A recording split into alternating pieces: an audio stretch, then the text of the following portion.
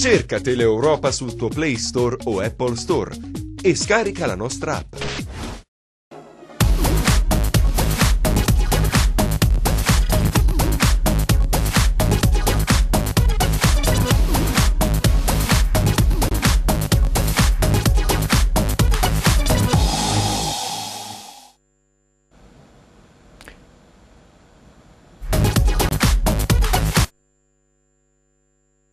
Buon pomeriggio da parte di Franco Segreto, rieccoci insieme per questo replay. Signori, siamo arrivati a metà gennaio, i campionati riprenderanno nel fine settimana. Per quanto riguarda la Serie B, sia il Crotone che il Cosenza giocheranno in casa, poi parleremo di quello che sta accadendo in casa Cosenza e parleremo naturalmente del terreno di gioco del San Vito, perché abbiamo ricevuto molte segnalazioni, molti messaggi, molti WhatsApp e tanti tifosi sono preoccupati per la situazione appunto del terreno di gioco. Poi cercheremo di saperne di più con i nostri ospiti che vado subito a presentarvi. Grazie a Vittorio Scarpelli di Gazzetta del Sud. Grazie a voi, buonasera. E grazie a Luigi Pincente, preparatore atletico del Cosenza Calcio. Grazie buonasera, Luigi per aver accettato l'invito, poi parleremo anche della preparazione di un tempo, magari come era quella quando Papatù era con i vari Rei, a Zaccheroni, Muti e tutti gli altri, e cos'è cambiato appunto a livello di preparazione nel corso degli anni. Grazie al nostro compagno di viaggio e d'avventura Aldo Gennamo, carico come sempre, adrenalinico più che mai, perché a notizie dell'ultima ora vedremo un attimino quello che ci dirà. Allora, vogliamo cominciare a parlare subito del terreno di gioco, perché la segnalazione qual è stata? Che alcune locandine di Gazzetta del Sud stamattina parlavano praticamente di un discorso a rischio, caro Vittorio, per quanto riguarda la gara tra il Cosenza e l'Ascoli che si giocherà domenica prossima con inizio alle ore 15. Allora, Vittorio Scarpelli. Sì, diciamo che è un po' il segreto di Pulcinella, perché questo campo è stato bistrattato sin da inizio anno. Adesso, ad onor del vero, la società ha investito tanto nell'ultima fase per rimetterlo in piedi, però ciò che è stato sbagliato all'inizio inevitabilmente si ripercuote anche adesso, quindi le condizioni meteo non ottimali hanno invitato comunque la società a fare un sondaggio e a cercare eventualmente dei campi alternativi per non farsi trovare spiazzati qualora il tempo continuasse a essere così negativo, evitare un Cosenza Benevento bis, quindi uno slittamento anche se a stretto giro di posta della gara, e quindi insomma si attendono comunicazioni ufficiali. La società è ottimista da questo punto di vista, io spero personalmente che si possa giocare al Marulla e ci mancherebbe altro, però io ho visto ottimismo anche prima di Cosenza Verona, prima di Cosenza Benevento. Diciamo che per leggi dei grandi numeri prima o poi succede che all'ottimismo seguono i fatti e speriamo che sia questa volta buona. Ok, grazie a Vittorio Scarpelli per questo suo primo intervento. Io comunque vi ricordo che subito dopo la pausa pubblicitaria, fra una mezz'oretta circa, avremo una telefonata in diretta con il Corriere dello Sport e con il collega Tullio Calzone, che è il capo servizio della Serie B. Ci darà cosa bolle in pentola per quanto riguarda il discorso relativo al calcio mercato, in particolar modo per il Crotone e per il Cosenza. Allora, io direi di passare subito la parola ad Aldo, prima di far parlare l'amico Pincente, proprio per capire. So che tu insomma anche questa mattina ti sei sentito col Presidente, quindi vuoi spiegare un po' quello che è uscito fuori da questa telefonata? Grazie. Beh, per quanto mi riguarda faccio una piccola premessa, dico che chi come me da 60 anni legge la Gazzetta del Sud non ha nessuna cosa a dire che la serietà che c'era ieri e c'è oggi dei giornalisti della Gazzetta, per cui la locandina che riportava quel titolo, poi probabilmente quando tu vai all'interno a leggere l'articolo vedi che Vittorio, come al solito, puntuale, preciso, ha detto le cose come stanno. Io proprio in virtù di questa lettura che ho fatto attentamente, che faccio tutte le mattine, Corriere dello Sport, Gazzetta e altri giornali, mi sono poi un pochino allarmato, preoccupato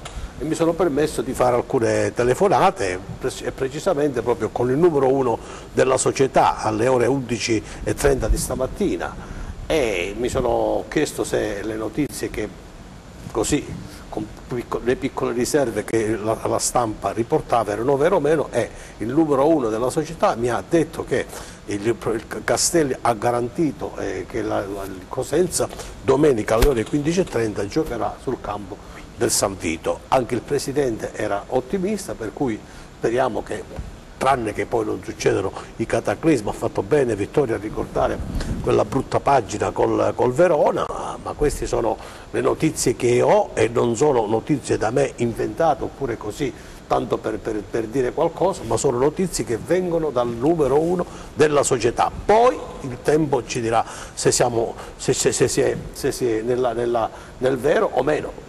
Le notizie che mi sono sempre state date sono state sempre puntuali e precise, spero che sia anche questa volta così, non ho certamente da dubitarne. Io mi auguro che si gioca alla Barulla, perché questa partita è una partita importante, poi ne parliamo, caro Franco, perché fare i 3 punti con l'Ascoli significa fare un bel balzo in avanti e la classifica ci potrebbe ancora di più sorridere. Allora io direi di introdurre Luigi Pincente. So che Cosenza avete ripreso gli allenamenti, vi state spostando sui vari terreni di gioco un po' dell'Interland, perché anche il San Vitino in questo momento è in rifacimento. Come hai visto tu il terreno di gioco del San Vito in questi giorni? Guarda, come hai detto tu, essendoci spostati nell'Interland Cosentino nei vari campi, purtroppo arrivavo al campo e andavo subito a preparare i lavori per la squadra, quindi non mi sono soffermato tanto. Sicuramente la società avrà intenzione di giocare domenica in casa con l'Ascoli, quindi di conseguenza credo che stiano facendo di tutto per poter giocare in casa appunto alle 15 domenica. Oggi sono passato per andare al campo con alcuni ragazzi che devono fare alcuni tipi di lavoro e ho visto, come diceva prima il signor Cernamo, sì, che c'erano i teloni, ovviamente perché essendoci pioggia comunque coprivano il terreno di gioco. Credo che da domani il tempo si aggiusterà e quindi di conseguenza inizieranno gli ultimi tipi di lavoro affinché possiamo giocare in casa con l'Ascoli, quindi da questo punto di vista credo che si stia facendo di tutto e di più per avere un campo accettabile e poter giocare in casa con l'Ascoli. Nel frattempo volevamo salutare qualche amici che ci seguono anche da fuori sede e da altre regioni. Il caso di Felice Arieta che ci segue da Bologna, al quale mandiamo un caro abbraccio, un grande saluto, grande tifoso del Cosenza, oltre ad essere stato, caro Luigi, anche fisioterapista, mi sembra, nello staff Cosenza. Sì. Allora io ringrazio Enzo Leonetti in regia, ringrazio Michele Cava che dirige la Camera, Luca Chitt e Giuseppe Costanzo alla messa in onda. Allora Enzo Leonetti, mi vuoi mandare per cortesia il prossimo turno della Serie B, perché andiamo a vedere quello che appunto è la prima giornata di ritorno e, come dicevo prima, il Cosenza giocherà in casa contro l'Ascoli mentre il Crotone giocherà contro il Cittadella. Vediamo se siamo pronti, direi di andare a vedere appunto il turno che riguarda, dicevo, la prima giornata di ritorno del campionato di Serie B. Palermo Salernitana, Carpi Foggia, Crotone Cittadella, Lecce Benevento, Perugia Brescia, Cosenza Ascoli, Padova Verona, Pescara Cremonese e poi abbiamo Spezia Venezia. Vi ricordo che Palermo Salernitana è la gara che si giocherà in anticipo venerdì con inizio alle ore 21. Andiamo a vedere allora la classifica generale, Enzo. Vediamo la classifica generale della Serie B che vede al comando sempre il Palermo, così discutiamo, caro Vittorio, anche del prossimo turno e di quella che è la classifica, come si è chiusa. 37 dicevo per il Palermo, 32 punti per Brescia e Pescara, 30 punti Verona e Lecce, 29 il Benevento, poi a 26 punti Spezia e Cittadella insieme al Perugia, 24 Salernitana ed Ascoli, 22 Cremonese, 21 Venezia, 19 punti per il Cosenza, 17 per il Carpi, 15 punti per il Livorno, 13 punti per Foggia e Crotone. Chiude la classifica generale con 12 punti il Padova. Comunque c'è da dire che da qui a qualche settimana verranno restituiti, questo è quasi sicuro, altri 2 punti al Foggia, quindi il Foggia virtualmente a 2 punti in più in classifica. Cosa ha detto per il Cosenza e per il Crotone, caro Vittorio, questa prima parte di campionato? Rapidissimo, una chiosa sul campo giusto a chiudere. Sì, prego. Riguardo quello che diceva Aldo, sì, sicuramente il Presidente avrà dato informazioni attendibili, però anche chi le raccoglie e fa come me questa professione sa che deve affidarsi a fonti attendibili, aveva manifestato questa tipologia di preoccupazione. Da qui a dire che non si giocherà sicuro a Cosenza non è dato saperlo, solo perché noi non abbiamo la sfera di cristallo. Giusto. Ma che ci sia questa apprensione penso sia anche legittimo. Ma anche da parte della tifoseria, considerato il 3-0 giustamente, da parte degli abbonati che sono stati privati da questo format di alcune partite, se vogliamo, oltre che dalla partita col Verona, quindi sono preoccupazioni legittime queste qua. Chiusa parentesi stadio. Andiamo Cosa sul ha detto il campionato? campionato? Sì, su Cosenza e Crotone. Sicuramente, probabilmente tra le due il Cosenza è quella che sta facendo un campionato in linea con gli obiettivi, ovvero leggermente al di sopra della quota salvezza, però probabilmente ci sono state troppe componenti che hanno giocato a sfavore di una squadra che a mio giudizio gioca un calcio brillante, forse uno dei migliori della categoria, ma forse fa fatica a metterla dentro delle volte. Una squadra collaudata che ha un assetto ormai che si trascina dallo scorso anno e si vede. Probabilmente il Cosenza è in linea e può addirittura maledire la Dea Bendata, che ha voltato le spalle in un paio di occasioni. Per quanto riguarda invece il Crotone, probabilmente l'approccio con la nuova categoria è stato il peggiore possibile. Tant'è che la squadra si trova a dover ragionare se smantellare e quindi costruire un organico con giocatori appunto di categoria o tentare la scalata alla zona salvezza con una squadra che, ricordiamo, è per gran parte quella che lo scorso anno si giocò la salvezza in Serie A. Vero. Quindi vediamo che davvero è stato uno shock un pochino per i pitagorici. Io credo che il Crotone alla fine, alla lunga, ne uscirà da questa situazione. Per quanto riguarda il Cosenza, io spero che alla luce del gioco che la squadra ha prodotto si possa sicuramente ambire a una seconda parte di stagione tranquilla, perché lo avrebbe meritato finora. La classifica non dice così, ma sappiamo che sono intervenute troppe componenti. Benissimo, anche se la classifica al momento dice che se fosse finito il campionato il Cosenza metteremmo la fuori firma, dai giochi, certo, anche dai play-out. Allora, parliamo con Luigi Pincente, parliamo di questo Cosenza. Lo zoccolo duro è rimasto quello della Serie C, tu c'eri anche lo scorso anno, poi sono stati inseriti alcuni giocatori di categoria, vedi il Garritano, vedi il Maniero, insomma non è che siano state fatte grosse cose. Diciamo che poi nel mercato invernale alcuni giocatori che non sono stati utili alla causa perché sono stati impiegati poco, è il caso di Bearzotti, che è tornato al Verona e poi è stato ceduto al Monza, è andato via Tiritiello in prestito alla Virtus Francavilla, è andato Verna via, il centrocampista, perché ha giocato poco, non ha trovato spazio, è tornato al Pisa. Allora diciamo che al momento, poi ho parlato poc'anzi prima di andare in onda con il direttore sportivo Trinchera, qualcosa si muoverà, mi diceva probabilmente in questa settimana. Il Cosenza è alla ricerca, lo sappiamo tutti, di un esterno destro, uno che possa fare il vice Corsi, di un centrocampista di qualità e abbastanza fisica, e poi anche di un attaccante capace di far gol possibilmente in doppia G. Che Cosenza è, Luigi Pincente, quello di quest'anno rispetto a quello che ha vinto i playoff? Secondo me non ci sono tante differenze, perché l'anno scorso comunque abbiamo dimostrato nell'ultima partita di campionato di essere una squadra attrezzata per poter giocare comunque una categoria superiore, con una mentalità da C, perché come ben sapete comunque in C trovi dei campi abbastanza infuocati, dove chi si deve salvare fino al 95esimo ti dà filo da torcere. Questo tipo di mentalità secondo me ce la siamo portati anche in Serie B, e secondo me è proprio la nostra anima, cercare di lottare fino al 95esimo e strappare più punti possibili, perché il nostro obiettivo, come avete detto già prima, è quello di salvarci, fermo restando che comunque il gruppo storico del Cosenza, quello dell'anno scorso che ha vinto i playoff, è un gruppo, come dicevo prima, valido, e che già l'anno scorso ha dimostrato nella maggior parte degli elementi di poter stare in Serie B. Siamo in linea con le aspettative, in questo momento, come hai detto tu, se il campionato fosse finito saremmo salvi. Chiaramente sappiamo che ci sono state alcune circostanze dove passiamo il termine fortuna, anche sfortuna, anche se non ci credo tanto. Abbiamo avuto qualche defiance negli ultimi minuti che magari ci ha portato a perdere qualche punto, però poi alla fine il calcio ti dà e il calcio ti toglie. Spero alla fine del campionato di poter dire che si sono equilibrate le situazioni, però ti ripeto, è un gruppo di ragazzi forti, importanti, soprattutto forti mentalmente, che riuscirà a raggiungere l'obiettivo, anche perché, come ti dicevo prima, siamo veramente come si dice in gergo, cazzuti e vogliamo raggiungere il nostro obiettivo nel più breve tempo possibile.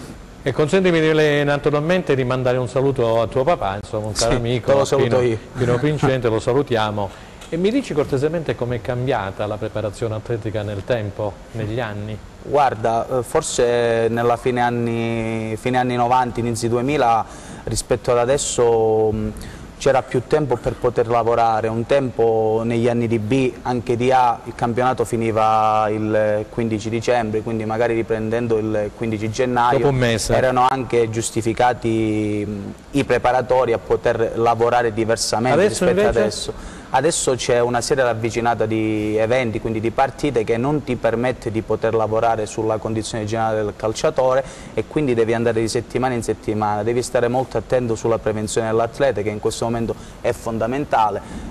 Sicuramente un obiettivo che mi porto dietro anche grazie all'esperienza di mio padre è che bisogna allenare l'atleta in tutte le sue componenti. Chiaramente, come ti dicevo prima, il discorso delle partite a stretto giro di posta non ti permette di fare un lavoro generale, però ci soffermiamo molto sull'aspetto preventivo e soprattutto sull'aspetto della forza che è fondamentale da questo punto di vista. È cambiata nel senso che magari ultimamente abbiamo degli attrezzi che ti possono dare delle conferme da questo punto di vista, come possono essere i GPS che sono un attrezzo valido per valutare il carico esterno, i cardiofrequenzimetri che si sono evoluti, ma io ricordo che li usava la buona di Giancarlo Rao, di Giancarlo, che comunque ricordiamo che è stato il pioniere della preparazione atletica qua a Cosenza. Saluto la famiglia. Pure noi, sì. E Nino in particolare. Esatto, anche se poi alla fine da questo punto di vista sì, ti aiutano, ma alla fine un minimo di errore di percentuale c'è sempre, anche perché è il calcio che non è una scienza esatta e molte volte ti porta a fare delle grosse partite, come vediamo, e magari tipo perdi al 90esimo per un errore qualsiasi, quindi da questo punto di vista sì, ci aiuta queste valutazioni con questi attrezzi, però ti ripeto, è importante secondo me la gestione dell'atleta individualmente. Io ho un ottimo rapporto con ognuno di loro, cerco sempre di valutare al meglio qualsiasi esigenza dell'atleta, anche perché oltre ad essere atleti all'interno del campo sono atleti anche fuori, esseri umani normali. Devi cercare di lavorare a 360 gradi, non è un lavoro facilissimo, però se ti piace e vuoi raggiungere un obiettivo, secondo me è uno dei lavori più belli che ci siano. Speriamo di continuare così, anche perché in questo momento stiamo facendo delle ottime cose, come abbiamo detto prima. È questo. Benissimo, allora Aldo, l'altra volta abbiamo mandato quel siparietto simpatico di Mister Braglia, quell'intervista rilasciata a DAZN, quando ha detto ora i ragazzi quando scendono dal pullman sono tutti con gli auricolari, ognuno con le cuffie tipo Balotelli, eccetera. Devi essere bravo a portarteli da questa parte, ossia dalla parte dell'allenatore, perché poi l'allenatore Braglia praticamente è un uomo di 60 anni, siamo coetanei quasi. Dall'altra parte c'è un ragazzo di 18, 20, 22 anni che poi naturalmente con il discorso dei social eccetera è cambiato tutto rispetto a prima. Ha ragione Braglia quando dice che bisogna fare in modo che i ragazzi, un allenatore riesca a portarli dalla propria parte? Sì, innanzitutto fammi fare i complimenti a figlio di Pincente, perché sulle orme del padre sta costruendo una bella carriera, e questo fa onore a tutti noi di Cosenza, perché è un cosentino che si presta a fare questo tipo di lavoro con risultati eccellenti. A me personalmente piace e quindi gli faccio i complimenti. Per quanto riguarda quello che dicevi tu, è vero, ma d'altra parte il psicologo Braglia, come dovrebbero essere tutti gli allenatori, sa benissimo che trasportare verso di sé i giocatori, facendogli capire l'importanza che può avere la discussione, il parlare, il stare assieme, il fare comunicazione, nel senso che tu ti presti anche a discutere su alcuni argomenti, fa bene. È chiaro che stando con le cuffie, caro Franco, ti isoli dal mondo, perché quando stai con le cuffie non senti nemmeno se ti chiama tuo padre, tua madre, tuo figlio, tua moglie, quindi sei un isolato. Invece se togli le cuffie, senza le cuffie riesci a percepire i messaggi che vengono dai maestri, perché Braglia è un maestro, è un grande comunicatore, l'abbiamo visto quando parla Braglia anche fuori dai denti, non di calcio, viene ascoltato perché parla a nuora, perché poi suocera intenta, quindi sono cose belle e importanti. Il Cosenza ha la fortuna di avere questo allenatore, lo sta tenendo bene, speriamo che poi alla fine si riesca, poi ne parleremo, ad esaudire quelle che sono le richieste che vengono da Braglia per mantenerci in Serie B, però hai fatto bene a sottolineare questo fatto di mantenere il gruppo, parlandoci, discutendo e anche sgridando alcuni giocatori quando è il momento, perché quando uno discute fa bene, perché i giocatori devono essere alcune volte anche sollecitati ad essere presenti negli allenamenti, puntuali e tutto quanto. Questo è il calcio, le società così si mantengono. Difatti l'Inter ha 100.000 euro al suo migliore attaccante Icardi, perché è arrivato con 10 minuti di ritardo. Nel calcio la puntualità è la cosa migliore. Allora Vittorio, prima che dunque tra pochi minuti, come dicevo prima, ci metteremo in contatto con la sede del Corriere dello Sport di Roma, con il collega Tullio Calzone, per capire un attimino quello che bolle in pentola per ciò che riguarda i movimenti di mercato. Però io volevo introdurre il discorso mercato del Cosenza, l'ho detto prima, adesso facciamo un riassunto con quelle che sono state le uscite, perché il presidente Guarascio ha dato l'input, prima vendere e poi casomai acquistare. È chiaro che il Cosenza deve acquistare, dicevo prima, un esterno destro, e c'è Kupix per esempio, che è un profilo dell'Ascoli che piace a Braglia, un centrocampista, si è fatto il nome di Omeonga, però so che su Omeonga ci sono anche altre squadre importanti della Serie B, tra le quali anche il Pescara, e quindi lì il ragazzo, tra scegliere il Cosenza che deve salvarsi e magari il Pescara che ha obiettivi diversi, potrebbe optare per andare a pescare. C'è un discorso dell'attaccante, quindi stanno vagliando anche alcune situazioni. Aldo Cenno, ma l'altra volta, ecco, diceva una cosa a mio avviso importante e fondamentale, ed è questa: cioè se un giocatore ti arriva gli ultimi giorni di calciomercato, il 30 o il 31, che ricordiamo a tutti che si chiude il 31, a proposito salutiamo il nostro amico e collega Alessandro Russo, che da questa sera in poi sarà impegnato al calciomercato milanese fino a tutto, diciamo, il mese di gennaio. Quindi diceva Aldo Cenno, se ti arrivi il 30 e il 31, al di là se è uno scambolo o meno, non lo voglio sapere, è chiaro che ci vorrà poi la terza giornata, la quarta di ritorno, per amalgamarsi col gruppo, per fare sinergie, per cercare di capire quelli che sono i metodi di valutazione dal punto di vista tecnico-tattico di Braglia. Non è il caso che un giocatore arrivi già in questa settimana, punto di domanda, se lo chiedeva Aldo e lo chiedo a te. Ce lo chiediamo un po' tutti, perché obiettivamente non giocare 3 settimane agevola ancora di più l'eventuale inserimento. Se il prof Vincente avesse trovato quei 2 o 3 giocatori, non di più, perché la rosa verrà puntellata, non smantellata, quindi sono comunque arriveranno 3, massimo 4 per me 3 sicuri. Potrebbero esserci anche, potrebbe esserci qualche giovane per fare numero, ma davvero parliamo di ragazzi di primavera. Allora facciamo un riassunto di quelle che sono state le operazioni fin qua. Diciamo sì, al momento hanno lasciato Cosenza, il primo è stato Bearzotti, che è tornato al Verona ma poi è stato rispedito dalla squadra di proprietà al Monza, poi Verna, che è tornato a sua volta a Pisa a distanza di pochi anni, poi andrà via Anastasio, non abbiamo l'ufficialità ma anche lui al Monza. Sì, dovrebbe essere andato al Monza. Tiritiello è andato in prestito alla Virtus Francavilla di Trocini, e poi ci sono questi 2 casi un pochino spinosi, come l'abbiamo definiti, che sono quelli di Varone e di Piazza. Quello di Varone, più che spinoso, è un semplice motivo di giocatore che magari non fa il caso della squadra e rischierebbe di stare in panchina o giocare pochissimo da qui a fine anno, perché il ragazzo, che io sappia, si sta comunque comportando bene, quindi alla fine se dovesse restare non lo farebbe col broncio fino in fondo.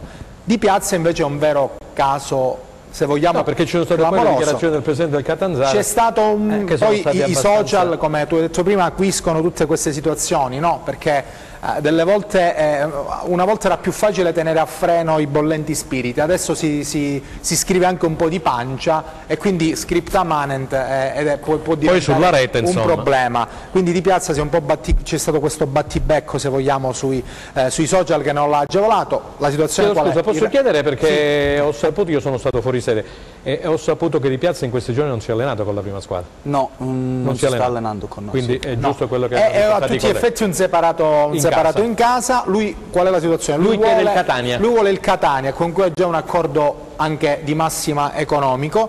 Il Cosenza avrebbe voluto spedire il giocatore a Catanzaro perché il Catanzaro, oltre a pagare l'ingaggio del giocatore, ha dato una contropartita economica al Cosenza. Quindi chiaramente fa bene la società a cercare di indirizzarlo verso Catanzaro. Poi, come sappiamo un po' tutti, la volontà del giocatore è sempre sovrana. A sensazione, alla fine Di Piazza dovrebbe comunque andare a Catania. La certezza qual è? È che per gli strascichi che si sono succeduti in questa vicenda, di sicuro Di Piazza non resterà qui a Cosenza, a meno che non vorrà farlo a distanza. Ma guarda, Trinchera mi diceva, prima di andare in onda, parlavamo proprio di questo fatto, perché in effetti poi c'è stata, diciamo, questa dichiarazione di Trinchera, l'omonaco aveva detto una cosa, l'amministratore delegato del Catania, poi dice io prendo Di Piazza, ha un contratto che scade a giugno del 2020, gli paghiamo praticamente, ci accogliamo 1 anno e mezzo di contratto. Dice, l'ha preso il Cosenza a parametro zero dal Lecce, vabbè, ma questi sono problemi che non interessano le altre società. Catania, dice, noi ci prendiamo praticamente il carico sulle nostre spalle dello stipendio, quindi potrebbe venire tranquillamente da noi. Il Cosenza, come ben dicevi tu, chiede almeno un minimo tra virgolette di riconoscenza in questo senso, cosa che invece avrebbe potuto dare il Catanzaro, anche se le dichiarazioni del presidente del Catanzaro sono state di tutt'altro avviso, dice non ci interessa più Di Piazza, chiaramente risentiti dalla scelta del giocatore. Esattamente, quindi tornando al discorso, Trinchera mi diceva appunto, quando il Cosenza lo scorso anno chiese Aia, il difensore centrale, il Catania chiese dei soldi e non si misero d'accordo, caro Pincenti. Quindi voglio dire, io vengo da te se ho interesse ad avere Pincenti, se poi il Cosenza Calcio mi dice vabbè me lo devi pagare e non me lo lascia libero a costo zero, è un altro paio di maniche. Bisogna venirsi incontro. Aia non è venuto perché lo Monaco lo voleva, come dire, lo voleva retribuire. E la stessa cosa chiede il Cosenza per quanto riguarda Di Piazza.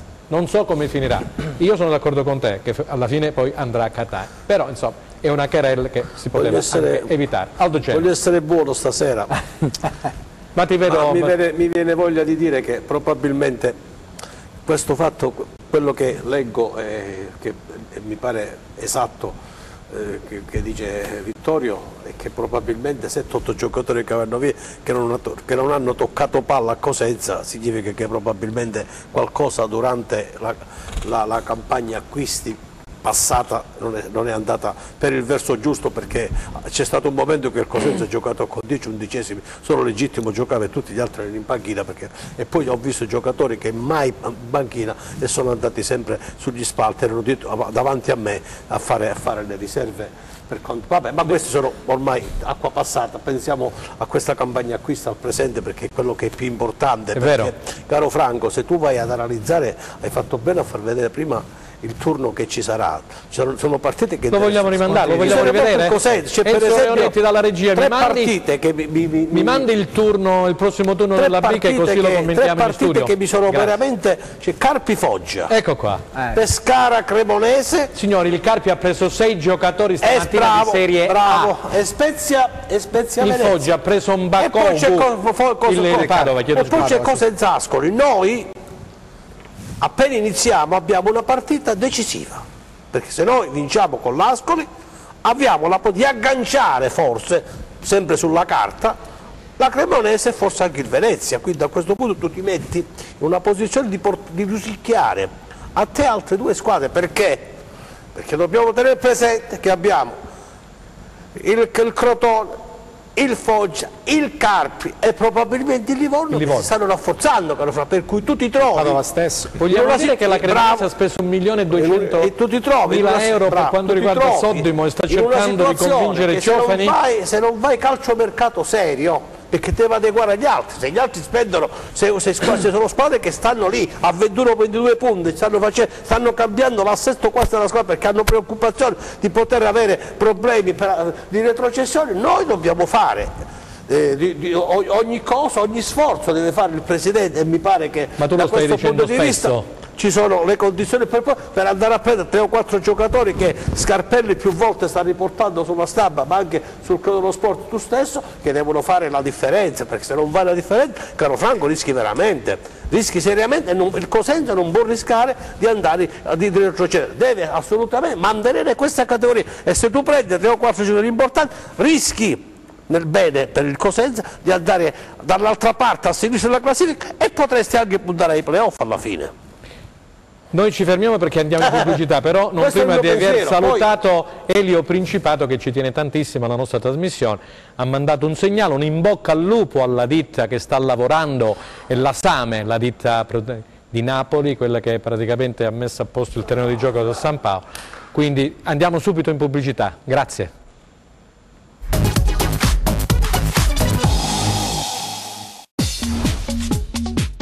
Cerca Teleeuropa sul tuo Play Store o Apple Store e scarica la nostra app.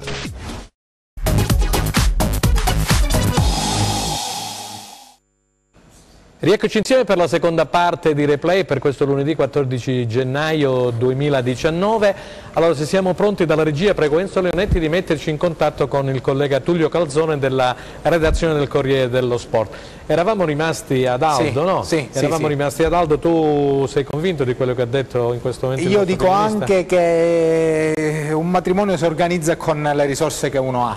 Io credo realmente, sì, ci sono stati dei giocatori che hanno fallito, ce ne sono altri che hanno fatto bene, però un po' come l'anno scorso, quando si deve comprare tanto, Aldo, sono arrivati 13 giocatori, fisiologicamente qualcosa si sbaglia, qualcuno non rende quel che dovrebbe. Non dimentichiamo che questa squadra era stata costruita per avere un campionato lunghissimo, a 22 squadre. Mi sa che ci fanno segno dalla regia, vediamo un attimo se abbiamo in linea il collega Tullio Calzone del Corriere dello Sport. Pronto? Pronto, buongiorno. Ciao Tullio, Franco Segreto, buongiorno, grazie per aver accettato l'invito, grazie.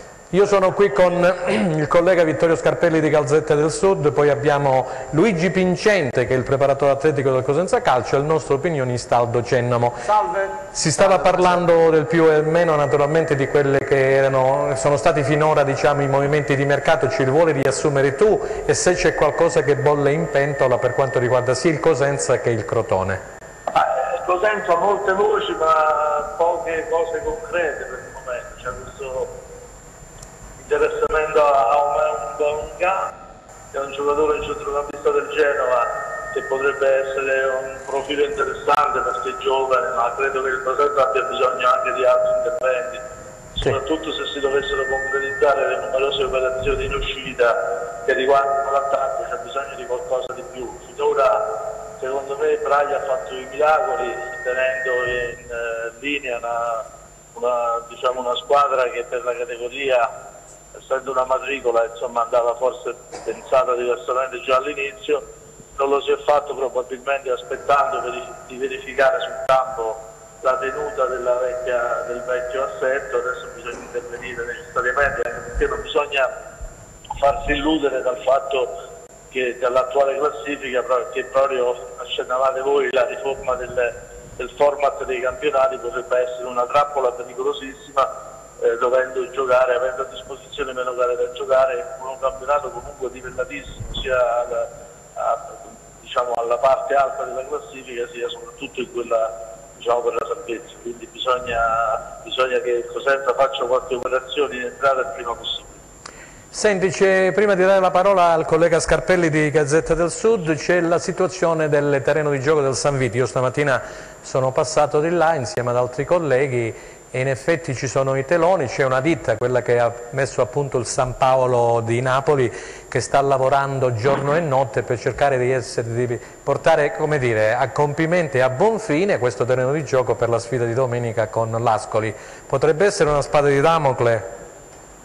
Assolutamente sì, perché penso che l'esperienza dovrebbe essere messa a frutto della società, perché se uno come si dice in gergo, se uno vince esulta, se perde almeno impara.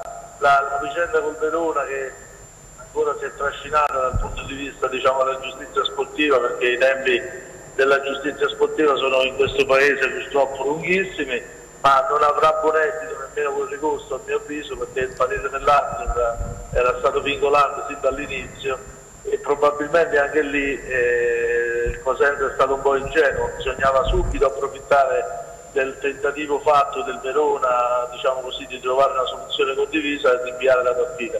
Speriamo che con l'Ascoli si possa giocare, perché andare incontro nuovamente a situazioni come queste sarebbe un danno per la società, ma soprattutto per l'immagine di Cosenza. Io penso che la Serie B, riconquistata dopo tanti anni e persa già in maniera tormentata, debba essere difesa con più tenacia, con più intelligenza e soprattutto con qualche investimento in più, perché Cosenza merita, insomma, di non disperdere questo patrimonio. Sembra una stupidaggine parlare di Serie B, invece significa dare visibilità alla città, ai tifosi cosentini che sono così passionali e che aspettavano da anni questa opportunità. Quindi speriamo che non ci siano sorprese, altrimenti è bene da subito indicare un campo alternativo che dovrebbe essere quello di Benevento e quindi risolvere. Se non ci sono le condizioni per giocare è inutile dare adito a teatrini che sono stucchevoli e ledono l'immagine appunto della città.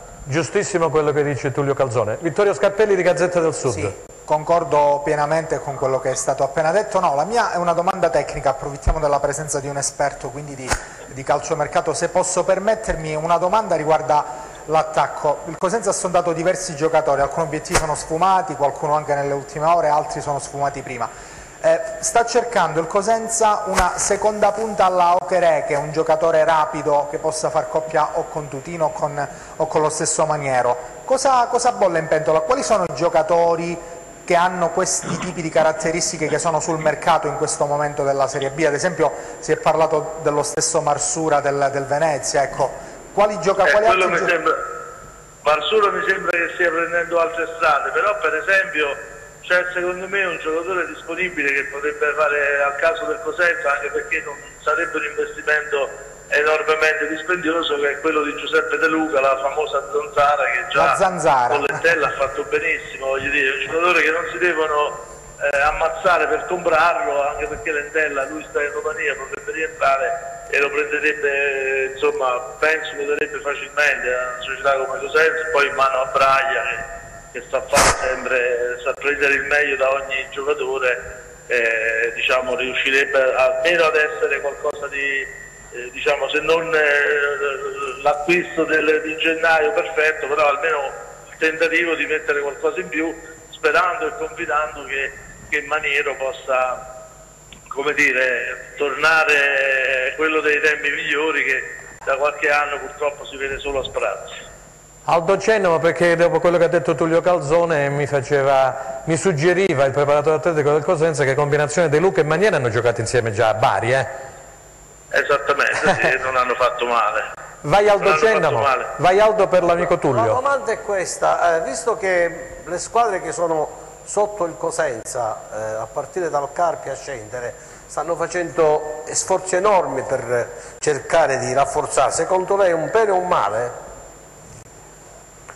Non ho capito, bene o un male cosa? È un bene o un male prendere più giocatori, perché alcune squadre hanno preso già prendono 5-6 giocatori e quindi smantellano. Secondo lei come la vede la cosa? No, io vedo che il Carpi sta prendendo Moncini, che è un giocatore fortissimo che ha avuto già a Cesena e che farà bene certamente. Si parla anche di Rolando, si stanno riportando tutte, il Padova è stato il protagonista fino adesso in questa fase di mercato, quindi io capisco che noi meridionali siamo abituati a temporeggiare, insomma è una tattica anche quella, soprattutto perché poi a fine mercato si riescono a fare tante cose che magari durante il mercato oggi è difficile combinare, soprattutto se uno deve stare attento ai bilanci e ai conti economici.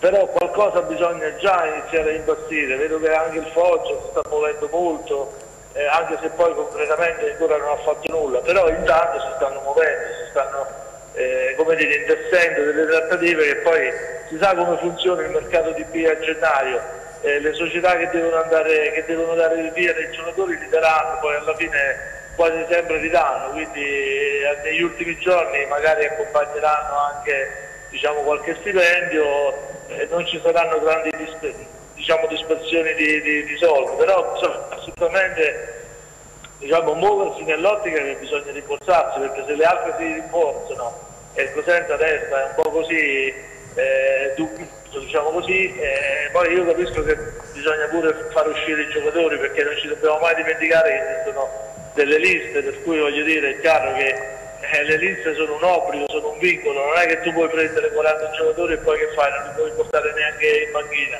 quindi è chiaro che c'è da tener conto tutte queste cose insieme. Io spero che la società faccia degli investimenti giusti e equilibrati per poter permettere a Braglia diciamo, di difendere assolutamente la Serie B. Ci sono calciatori, diciamo questa cosa, i calciatori sono l'unica cosa che non mancano, perché ce ne stanno tantissimi, poi la riduzione del format ha aperto appunto ulteriori opportunità, perché ci sono meno squadre in B e quindi tanta gente che vuole giocare. C'era per esempio Rossi della Lazio, che sarebbe stato un altro profilo interessante, però lì il Venezia è stato più rapido e quindi ha chiuso. Anche il Pescara c'è qualche giocatore, diciamo, che non è, per esempio lo stesso Cocco del Pescara è un giocatore che è stato capocannoniere in B 2 o 3 anni fa, quindi non è un giocatore da buttare. Sono giocatori, ce ne sono tanti effettivamente. Ma sì, ma proprio, guarda, ce ne sono veramente tanti, però bisogna vedere se uno accetta di venire a giocare, le condizioni della società economiche, chiaro, bisogna vedere, tenere tutto insieme. Tullio, per chiudere, mi dici 2 paroline sul Crotone, come inquadri questa situazione del Crotone? Col ritorno di Stroppa? Il Crotone, guarda Franco, è molto semplice, voi ricorderete che la Regina, che è stata un'altra grande calabrese che ha calcato la Serie A, scese in Serie B, il primo anno si salvò di un punto e poi diciamo, purtroppo è arrivata fino a, diciamo, a uscire fuori sia dalla B che dalla C. Quando tu perdi un campionato di Serie A bisogna resettare tutto, perché se i giocatori mentalmente pensano che sono diventati giocatori, finalmente giocatori di Serie A, però non si rendono conto che giocano in Serie B, è un disastro. Infatti a Crotone sta succedendo esattamente questo. Pensare che giocatori come Cordaz, Stojan siano finiti fuori rosa e vedere che i giocatori di Serie A non accettano di venire a Crotone, che è la vera novità di questa situazione di mercato del Crotone, è francamente molto triste. Però lì ci sono stati fatti, secondo me, degli errori anche nell'impostazione. Per carità, noi giudichiamo sempre da fuori, però bisognava probabilmente una squadra che aveva immeritatamente perso la Serie A, perché il Crotone è stato vittima di una truffa la scorsa estate, non ce lo dimentichiamo, e anche in campo con Senga avrebbe meritato di salvarsi. Colgo l'occasione per segnalarvi un'intervista che ho fatto su Guerri Sportivo, che è i più bei giornali non d'Italia al mondo, a Walter Senga, e vi invito a vedere le parole con cui lui parla del sud, della Calabria, dei calabresi e poi anche di Crotone, rivivendo quell'esperienza di Crotone con una grande amarezza, perché il Crotone meritava di salvarsi. Purtroppo i dirigenti non hanno capito e quella squadra andava rifondata, resettata. Adesso stanno provando a farlo, speriamo che ci riesca, perché il Crotone possa conservare la Serie B. Grazie Tullio per essere intervenuto qui da noi a Replay, a Teleeuropa, grazie e buon lavoro. Grazie Tullio. E allora Vittorio, mi pare che Tullio Calzone, insomma, tra l'altro ha fatto anche un paio di nomi che realmente il Cosenza ha trattato, no? Ce li giocheremo tutti, De Luca dell'Entella, come suggeriva anche Luigi Vincente, che ha giocato già con Maniero a Bari qualche anno fa, è una zanzara, ecco. Sì, è un giocatore, una seconda punta. Cocco, ha detto di... Sì, però Cocco è un giocatore diverso rispetto, è già più strutturato, no? De Luca sarebbe sicuramente, tra l'altro lui ha delle origini calabresi, se non vado errato, quindi comunque non verrebbe quasi a casa. Certo, da qui a dire che ci sarà una trattativa, anche se i nomi che ha fatto Calzone, da Rossi a Moncini, sono effettivamente giocatori forti, che qualcuno di questi il Cosenza l'ha anche sfiorato, perché poi giustamente come diceva prima Calzone, insomma commentavamo qui, quando a un certo punto a parità di ambizione conta anche quello che tu puoi mettere sul piatto. Giusto. Vittor, scusa, Vittor, Aldo però... quando parlava Calzone diceva annuivito Aldo, no? Quando diceva bisogna mettere sul piatto della bilancia un po' di soldini. Perché questa trasmissione, noi spesso diciamo le cose che sta dicendo Calzone, non è l'ultimo arrivato, è una persona. Io leggo le sue cose, per cui lo conosco anche come usa la penna, come conosce i giocatori, come...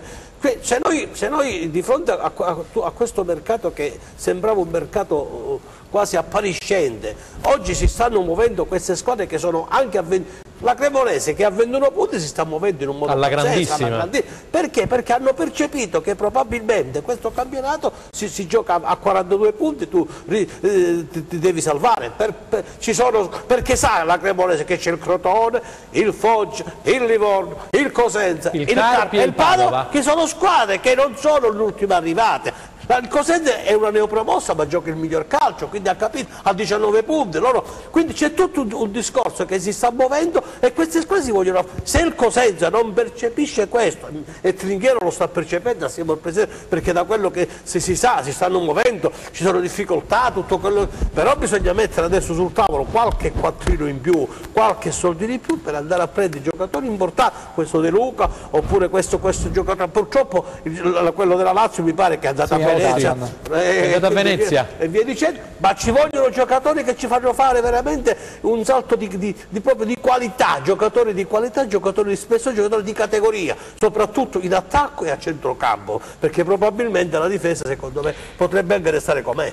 E arriva una notizia che sembra che il procuratore abbia convinto Baclé per accettare la Regina Calcio, 2 anni e mezzo di contratto, il Cosenza lo dichiara incedibile. Vittorio?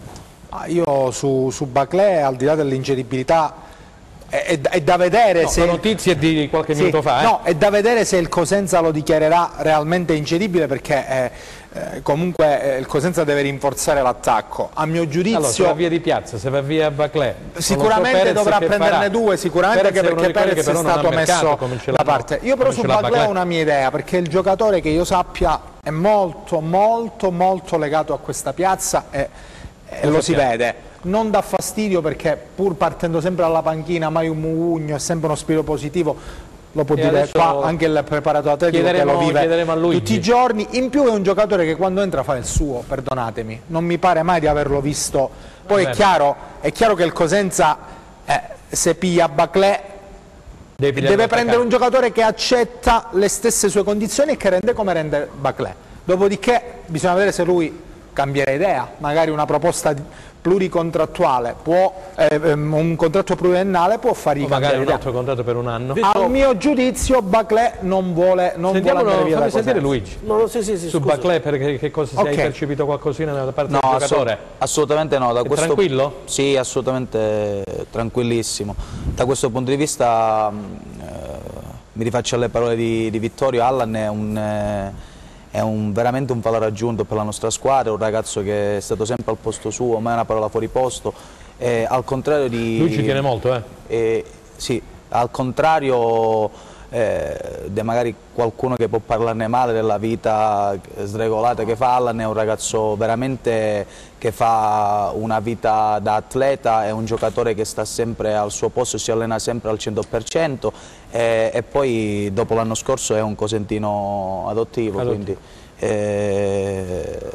in questo momento è un ragazzo che ci sta dando tanto, anche quando entra dalla panchina. Si muoverà, poi da questo punto di vista poi sono delle valutazioni che fanno la società insieme al direttore e al mister. Tutto può essere. Io ti dico la sincera verità, tornando sul discorso di prima, capisco che le squadre sotto si stanno rinforzando, ma è giusto che si rinforzano perché il Padova ha 12 punti e l'obiettivo del Padova è salvarsi.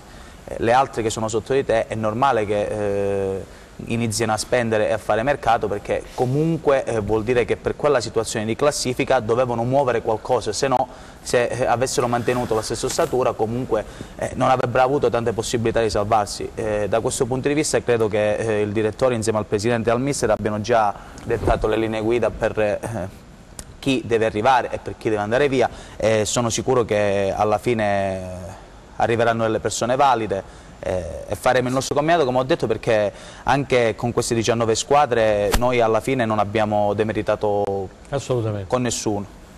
Allora, Aldo, se vuoi aggiungere qualcosa, perché su Baclé volevo aggiungere una cosa. Io sono convinto di Cosenza Channel, scusami, volevo salutare gli amici di Cosenza Channel perché hanno immortalato, ieri sera c'è stata una cena in un locale di Cosenza, nella zona del Mabbi, in una traversa tra il presidente e Braglia, hanno parlato di calciomercato e naturalmente anche del terreno di gioco. Lo ripeto, speriamo che si possa giocare regolarmente, stanno lavorando notte e giorno, oggi purtroppo il tempo è quello che è, da domani le condizioni dovrebbero migliorare, meteorologici, quindi ci sarà un tour de force fino a sabato. Chiaro che il Cosenza, come diceva il collega del Corriere dello Sport Tullio Calzone, dovrà dare un'opzione per un'eventuale alternativa. Si parla di Benevento, si parla di Avellino, si parla di Bari.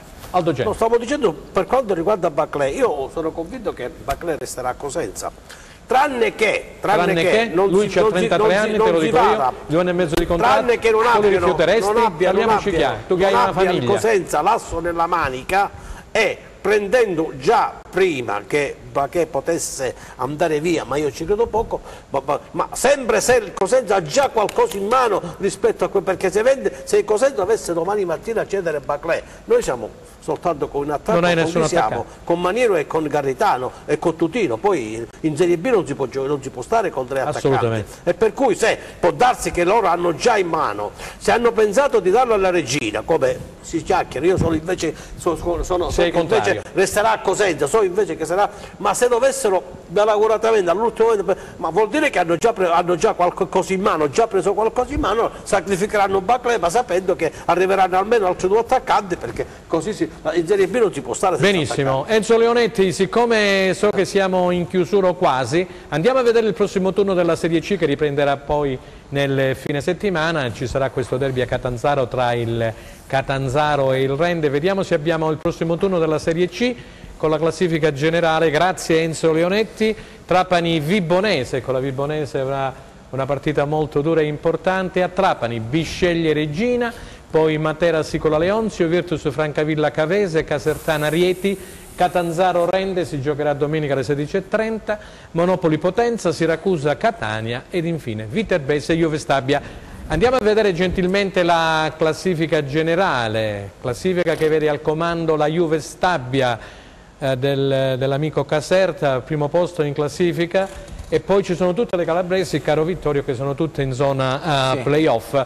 Al secondo posto ci sono 2 siciliane, Catania e Trapani a 37, 34 punti per il Catanzaro, 31 per il Rende, 29 Monopoli, 29 Vibonese, 27 Regina, quindi anche la Regina in zona playoff. Adesso c'è stato il closing, ha cambiato praticamente proprietà, vogliono portare Bellomo, vogliono portare Baclé, vogliono portare Dumbia a Reggio, vogliono fare qualcosa di importante. Quindi 26 punti per la Casertana, che è la delusione di questa prima parte di campionato, 25 il Potenza, 22 la Cavese, 20 punti per la Sicola Leonzio, 19 Rieti, 18 Virtus Francavilla, 15 punti per Viterbese, Siracusa e Bisceglie, 11 punti per il Matera, e chiude la classifica generale la Paganese con 8 punti. A volo un minutino a testa per le squadre di Serie C, appunto calabresi, Vittorio. Ma io penso che chiunque, e anche le calabresi perché sono lì, memori di quello che ha fatto il Cosenza lo scorso anno, punteranno a rinforzarsi. Lo stesso Rende ha preso Borello dal Crotone, quindi io penso che le calabresi... Cerca pure Cuomo, sarebbe un ritorno. Però è difficile, è molto difficile. Cuomo sarebbe l'ideale probabilmente, però è difficile perché Costroppa ha più spazio rispetto a Oddo, e comunque vedo bene sì le calabresi. Io penso che il Rende dopo questa... non ha fatto male. Non ha fatto male la Vibonese, non ha fatto male soprattutto anche il Catanzaro, la Regina si sta rinforzando, il Rende il suo l'ha fatto. Io penso che resteranno lì fino in dallo Spezia. Io avrei portato un giocatore come Agua a Cosenza. Questo è un giocatore che a me piace molto, pure l'ho visto sistematicamente quando ha giocato qua, un giocatore che ha gamba, bene rendere rispettarlo, per poi forza. Lo potrà rivendere poi magari a una squadra sicuramente di B il prossimo anno. Luigi Pincente, mi dice qualcosina sulle squadre di Serie C calabresi? Guarda, parto dalla Vibonese perché ci abbiamo giocato quest'estate in amichevole, aveva fatto già un'ottima impressione e comunque ha confermato la mia impressione, una squadra con un nucleo tra virgolette simile al nostro, si sopporta un bravo allenatore, un ottimo allenatore, Orlandi, staff tecnico Nevio. preparato, ci conosciamo, quindi non è per quanto mi riguarda una sorpresa. Il Rende, conosco Ciccio da quando ero bambino. Ciccio Modesto. Sì, sì, il mister, quindi è una persona abbastanza preparata, sta facendo bene con un nucleo sempre consolidato come quello dell'anno scorso. Catanzaro, lo sapevamo, ha fatto una campagna acquisti importante, quindi era prevedibile, anche se nel calcio spesso non è così, che se sta là nelle zone alte della classifica. Poi adesso la Regina, come dicevi tu, col fatto del closing sicuramente vorrà portare dei giocatori importanti, chiaramente già con quelli che hanno stanno facendo un ottimo campionato, con un ragazzo giovane come Cevoli, che è un allenatore giovane. Taibbi, il direttore sportivo, gli hanno rinnovato il contratto per un altro anno, ancora 2 anni mi pare. Le 4 calabresi secondo me stanno facendo abbastanza bene. Aldo, 30 secondi ci chiudono. 30 secondi, faccio gli auguri al nuovo Presidente della Regina, mi auguro di vedere le 4 squadre calabrese di Serie C fare i playoff, perché così sarà un altro bel campionato, perché i playoff sono un altro bel campionato. Ok, allora io ringrazio Vittorio Scarpelli di Gazzetta del Sud, grazie ancora Vittorio. Grazie a voi. Grazie a Luigi Pincente, preparatore atletico del Cosenza Calcio, a De Maiore, in bocca al lupo per questo Cosenza Ascoli di domenica prossima, e ripeto ci sarà anche Crotone Cittadella che si giocherà sabato. Grazie al nostro compagno di viaggi d'avventura Aldo Cennamo. Da parte di Franco Segreto è tutto, e noi ci ritroveremo lunedì prossimo sempre alle ore 15, sempre da Teleeuropa Network con Replay. Arrivederci.